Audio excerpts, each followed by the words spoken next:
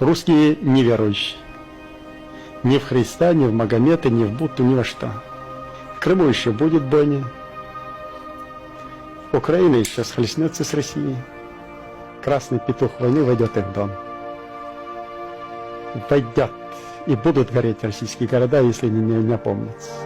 Народы бывшего или настоящего или будущего Союза, и в частности России, больные русизмом. Причем очень опасная, тяжелая хроническая болезнь. Русизм страшнее фашизма, нацизма, расизма, всех человеконенавистнических идеологий. Хотят они того или нет. И этот страшный недуг, наверное, можно вылечить только тягчайшими испытаниями.